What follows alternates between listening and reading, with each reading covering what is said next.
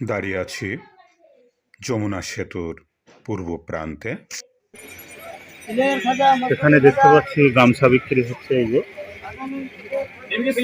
খিচুড়ি পিছনে দেখা যায়, ওই যে দূরে খিচুড়ি বিক্রি হচ্ছে।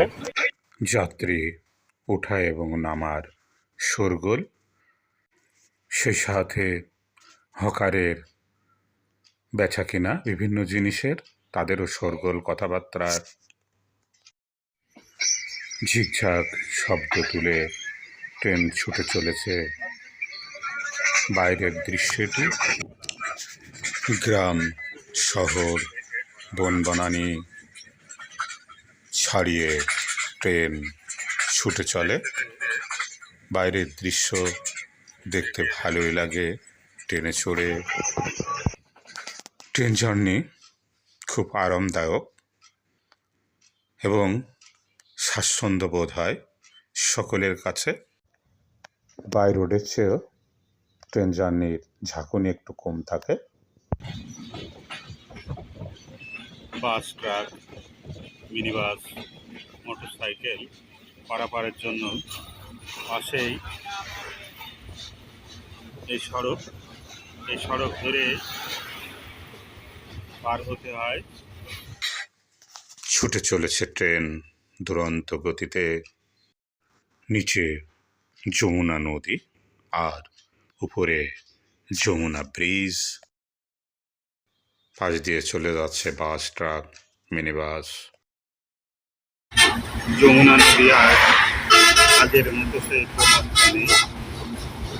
এখন বর্ষাকালে অবশ্য কিছুটা তার আগের রূপ দেখা যায়।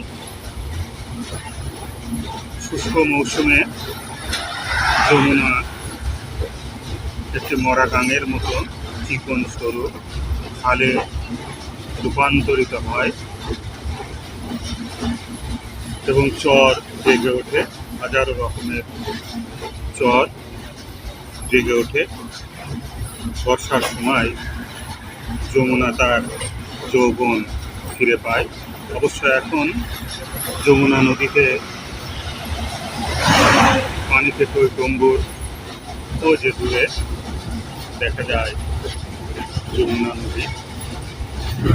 এগিয়ে যাচ্ছে ট্রেন, দেখতে দেখতে এগিয়ে যাচ্ছে। তবে প্রথম ট্রেনে চড়ার আনন্দই আলাদা। সে সময় ট্রেনে চড়লে যে ফিলিংস, আনন্দ পাওয়া যেত, আর এখন সেই ফিলিংস পাওয়া যায় না। তারপরেও ট্রেনের জানালার পাশে এই বাইরের দৃশ্য দেখতে ভালোই লাগে। প্রিয় বন্ধুরা, ট্রেনে চলে পার হয়ে গেলাম যমুনা নদী। আবার দেখা হবে, কথা হবে।